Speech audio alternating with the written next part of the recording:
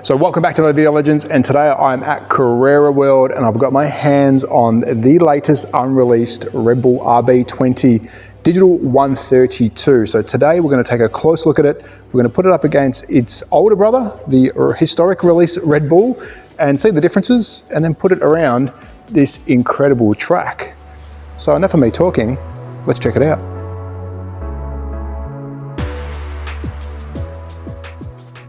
So here we have it, the unreleased Red Bull Racing RB20 driven by Max Verstappen. Now this is it's not a prototype, but it isn't a production run yet, so I don't want to do any damage to it. I'm not going to be unscrewing it, but let's get it off its base first and have a quick look at some of the details, and then we'll put up against the historic release Red Bull, which I think you can still get currently, but here it is.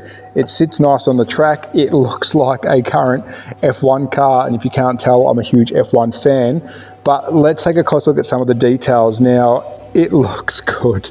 And I'm not a Red Bull fan, I'm a McLaren fan, but this one looks really good. Firstly, let's take a look at the rim and tyre setup. We've got the P0 yellows. This is your medium tyre with your aero disc cover. It looks good. I think they've done a good job on that. Onto the rear as well, some nice big fat tyres.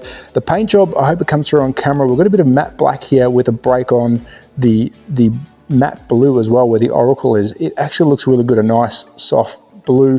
Around to the rear, we've got the current rear spoiler, rear wing, and I wish it had the little DRS. I know it doesn't, but if you click the digital changeover, imagine if that flipped open, but you've got the nice big rear spoiler on this one.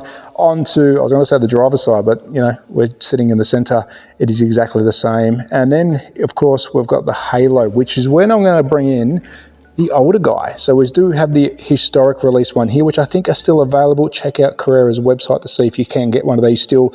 But I want to put them side by side, and there's definitely a huge difference in size. I'm trying to line them up as best I can, and tyre size. The tyre on this little guy is so much smaller to the new one. I mean, take a look at that. Still both running mediums, but a huge difference. Now let's have a look at the historic one. The major difference is, of course, we don't have a halo, and it was a smaller car in general. I will do a little bit of a bird's eye and a tick, but just to get your reference around what the older slot car looked like compared to the new guy, and it's heaps different. They both actually look really good, but the new one, they've done a great job. Upside down, we are running a digital chip in this. I'm not going to crack it open. I will say it's still the same chip that they've used in their F1 cars before. I think it's the skinnier chip. I'm actually not too sure. I haven't cracked it open, but I'm not going to do that because this is not one for me to play with. But we will take it for a drive, but I'm not going to take any screws out. But there it is, the underneath. If we look at the older version, you can see massive difference again. Of course it will be, they're both different cars, but wow, they've done an incredible job. Even down to, I'm just noticing details here, some of your under aero sections. That looks really good. So there you have it. There is our latest look at the 2020 RB20 unreleased for 2025. It is coming. I don't know the exact dates, but I wanted to get my hands on it. I'm going to do a quick shoot from above to show you the difference in size, and then we'll take it for a spin around the track. But before that, I think we need a little bit of a montage.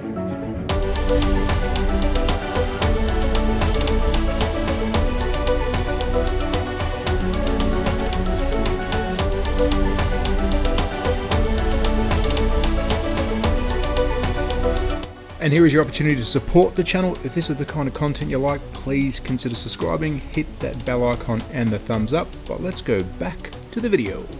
So I've taken it from a bird's eye view, a bit of an angle here so you can see a bit of the difference in size, and the new one is most definitely a monster of a car compared to the older one.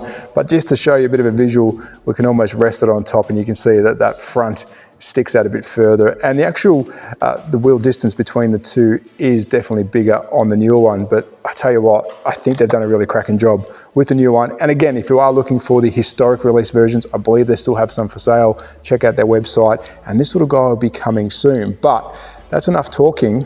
I think we put it to the test. So let's put to the test the unreleased RB20. I'm going to be very careful because this is a pre-production, so I'm going to go over to the track, code up the car, and let's go for it. So let's put the pre-production RB20 to the test. Now, I will stress it is pre-production. I've got to be very careful with this model.